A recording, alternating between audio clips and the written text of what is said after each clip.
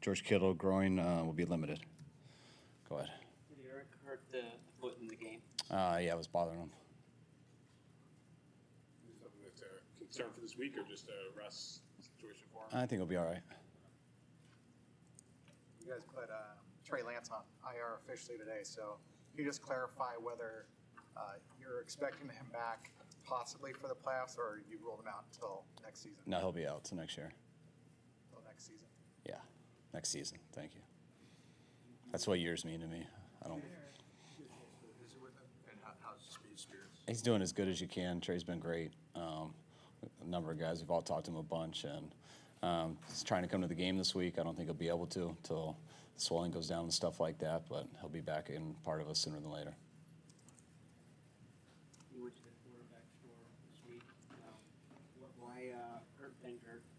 What caught your eye with it? He just had a good workout. Also, you only can have 6 veterans on your roster. So just thinking how to, on your practice squads, so thinking how to balance that out. And we liked what we saw. He obviously is familiar with the offense. Was that a benefit for you? Somewhat, but it's not that familiar. It's still different stuff and different words. And,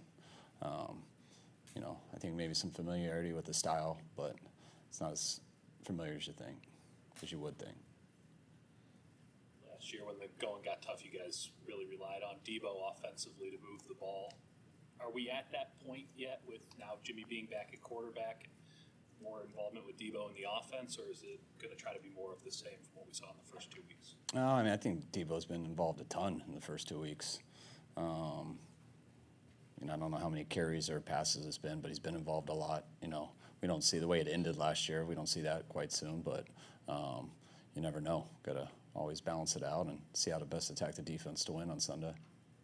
He added some elusiveness to his game. I'm talking about that 51-yarder. It seemed that, we know him as a physical runner. He's got that explosion, but it seems some of those cuts were really bouncing. Yeah, he did make some good moves. There was 3 guys there, seemed unblocked in the backfield. Seemed like it was going to be a big loss, and somehow he got through there. It was almost like a punt return, and then he hit it. So I think he's always been a pretty good runner, but that was a real impressive one.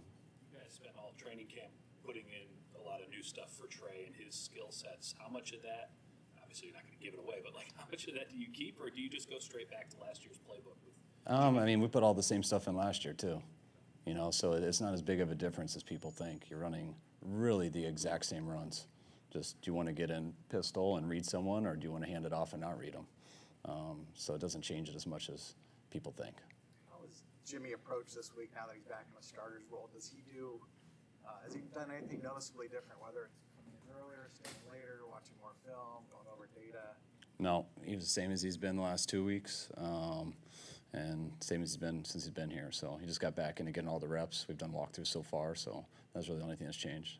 It seems like Aaron Banks has been pretty impressive. How much growth have you seen from him from when he came into the building? I've been real happy with him in these first 2 weeks. I think he took a step up in week 1 from the preseason. I think he even took a greater step up in week 2 compared to week 1. So I thought he had one of our better games on offense and did a hell of a job. He's obviously familiar with a lot of his pass catchers, but there's some new guys. Danny Gray, I would imagine, is hard to adjust to right away. Does he have to spend extra time with the McLeods, the Grays this week? Not as much as you would think. I do think that stuff's a little overrated. If they're open, he's usually going to hit them.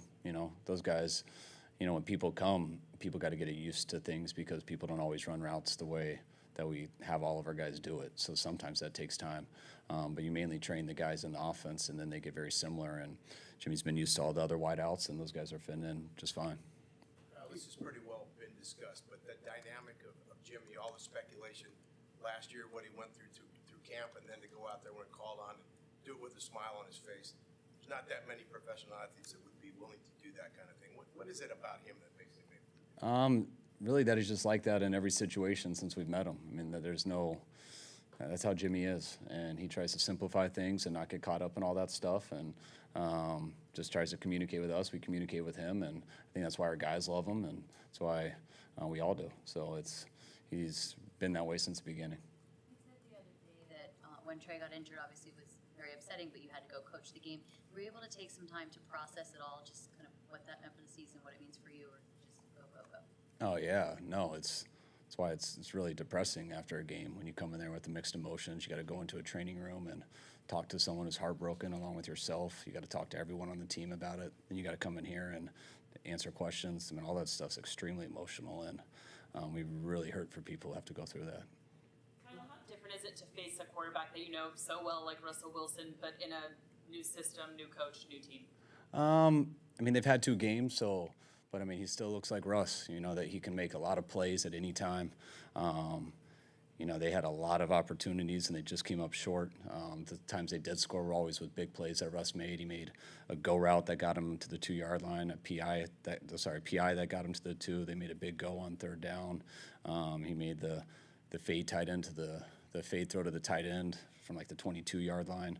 I mean, Russ makes plays, and you can't fall asleep on him. No matter how much you hold him down or you hold their offense down, whether it's Seattle or whether it's Denver, Russ can change that game at any time.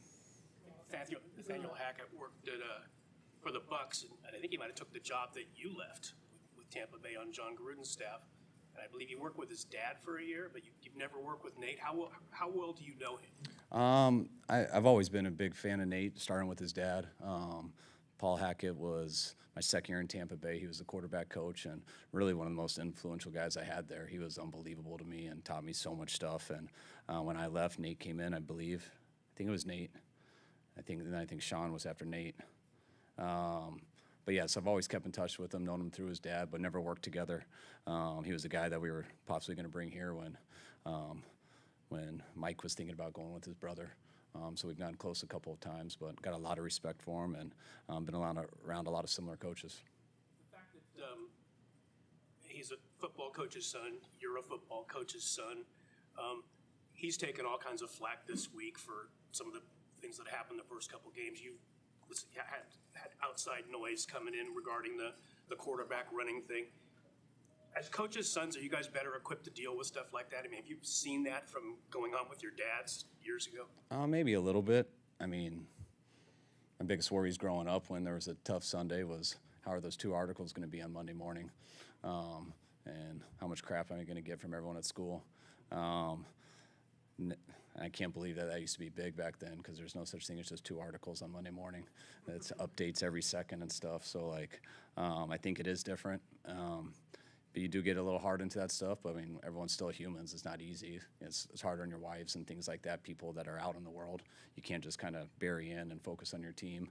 But we all know that comes with the business, and especially watching our dads go through it. And no matter how good things are, you're always going to go through tough times. And that's stuff you get trained at going through as a coordinator. I got that for a lot of years going as a coordinator, and I think it helped prepare me as a head coach. And I think Nate's going through the same stuff like we all do. Coach, we were told you were talking to Steve Kerr just before this. Is he in the building, or what's the nature of that? What's the nature of your relationship with Steve? How often do you get to talk to him? Not much. I just got to meet him this summer. We have some close mutual friends and stuff, but no, he was in the area and asked if he could stop by, and wish he came at a more exciting time, like a practice or a team meeting. He was only here during a walkthrough, but it was cool that he got to get out there and just catch up with him for a little bit. Johnny Holland's known as, this Todd's very encouraging and positive. You've known him for a long time. You ever recall occasions where he's kind of snapped and lost his cool or yelled? Yeah, but it's all in a different, you got to change your standard of what snapping is when it's Johnny.